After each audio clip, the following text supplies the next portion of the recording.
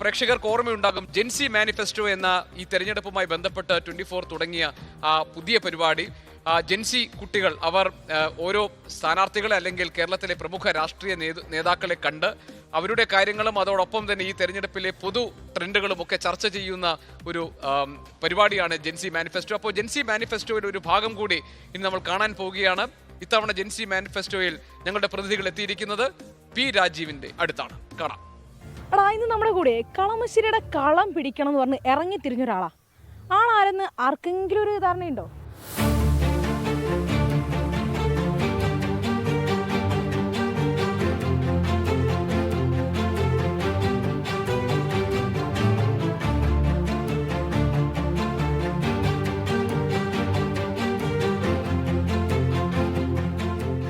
അപ്പോൾ മിനിസ്റ്ററെ, വീണ്ടും കളമശ്ശേരിയിൽ കളം പിടിക്കാനായിട്ട് ഇറങ്ങിയിരിക്കുകയാണ്. എന്തായി കാര്യങ്ങളൊക്കെ?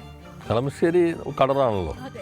കളമശ്ശേരിയുടെ ഒപ്പമാണ് നമ്മുടെ ടാഗ് ലൈൻ. ഒപ്പം എന്ന് പറഞ്ഞാൽ എല്ലാവർക്കും ഒപ്പം, എല്ലാ മേഖലയ്ക്കൊപ്പം. നമ്മൾ പറയുന്ന ഒരു കാര്യമാണ് കേരള നമ്പർ 1 എന്നുള്ളൊരു കാര്യം. അപ്പം അതുകൊണ്ട് തന്നെ മറ്റു രാജ്യങ്ങളിൽ നിന്നും നമ്മൾ നടപ്പിലാക്കണമെന്ന് ആഗ്രഹിക്കുന്ന കുറച്ച് സ്വപ്നങ്ങളൊക്കെ ഉണ്ടാവില്ല. അതൊന്നും ഞങ്ങളുമായിട്ട് ജനസികളോട് പങ്കുവയ്ക്കാം. അല്ല, നമ്മളിപ്പോൾ കളമശ്ശേരി തന്നെ നോക്കിയാൽ നേരത്തെ ടൂറിസമായിട്ട് യാതൊരു ബന്ധമില്ലാത്ത ഒന്നായിരുന്നു. ഇപ്പോൾ അത് കണക്ട് ചെയ്തു. ഇപ്പോൾ മറ്റ് രാജ്യങ്ങൾ നമ്മുടെ കേരളത്തിൽ നിന്ന് പഠിക്കുന്ന കാര്യങ്ങളുണ്ട്. അതിപ്പോൾ വാട്ടർ മെട്രോ. മറ്റ് സ്ഥലങ്ങളിൽ നിന്ന് നമ്മൾ പഠിക്കേണ്ടതെന്ന് ശുചിത്വത്തിൻ്റെ കാര്യം തന്നെയാണ്, മാലിന്യ സംസ്കരണം. പാർട്ടിയിൽ മുമ്പ് ഒന്നും കാണാത്ത രീതിയിലുള്ള ഒരു വിമത നീക്കമാണ് നടന്നുകൊണ്ടിരിക്കുന്നത്. ഇപ്പോൾ ജി സുധാകരൻ്റെ കാര്യം തന്നെ നമുക്കറിയാം.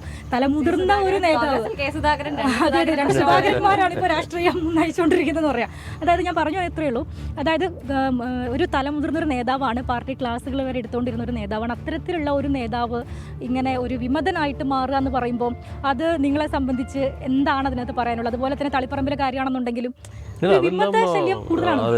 അത്തരം കാര്യങ്ങളെല്ലാം തന്നെ ഗൗരവമുള്ളത് തന്നെ. അവർ ഓരോരുത്തരും എന്താണ് എന്നുള്ളത് ഈ സമയത്ത് തെളിയിക്കപ്പെട്ട് കഴിഞ്ഞു. ഇതുവരെ നമ്മൾ കണ്ടുകൊണ്ടിരുന്ന ആളുകളെല്ലാം അവരെന്നുള്ളത് വ്യക്തമാക്കാൻ ഈ സന്ദർഭം തയ്യാറായി. ജനങ്ങൾ അതൊക്കെ തിരിച്ചറിയും. മന്ത്രിയാവുക അല്ലെങ്കിൽ ഏറ്റവും ഫേമസ് ആയിട്ടുള്ള ഒരു ആളാവുക എന്നത് മാത്രമാണോ രാഷ്ട്രീയം? അല്ല, അത് ശരിയായ ചോദ്യം അതല്ലല്ലോ. ജീവിതത്തിൽ നമ്മൾ രാഷ്ട്രീയ പ്രവർത്തനത്തിൽ ഏൽപ്പിക്കപ്പെടുന്ന ഓരോ ഉത്തരവാദിത്തങ്ങൾ മാത്രമാണല്ലോ അത്. എന്നാൽ ചിലർ അത് മാത്രമായിട്ട് ഇത് കയറിക്കഴിഞ്ഞ് നമ്മൾ വണ്ടി കയറുമ്പോൾ ഓർക്കണം ഇറങ്ങാനുള്ള വണ്ടിയാണ്. ഇത് എപ്പോഴും നമ്മുടെ കയ്യിലിരിക്കുന്നത് കരുതാനേ പാടില്ല. ഈ പ്രതിപക്ഷ നേതാവ് വി ഡി സതീശനാണെങ്കിൽ ഇപ്പോൾ നല്ല സ്ട്രെസ് ആണെന്ന് തോന്നുന്നല്ലേ? അപ്പോൾ ഒറ്റയാക്കി പുള്ളിയെ പറ്റി എന്താ പറയാനുള്ളത്? അല്ല, അതിപ്പോൾ നമ്മൾ നേരത്തെ തന്നെ പറഞ്ഞിട്ടുണ്ടല്ലോ, ഒറ്റത് പോയില്ല, ബലൂൺ അങ്ങ് പൊട്ടിപ്പോയിട്ടോ. അതുകൊണ്ട് ഇനി അധികം അതിനെക്കുറിച്ച് പറയേണ്ടതില്ലല്ലോ. സഭയിൽ തന്നെ നമ്മൾ പറഞ്ഞല്ലോ.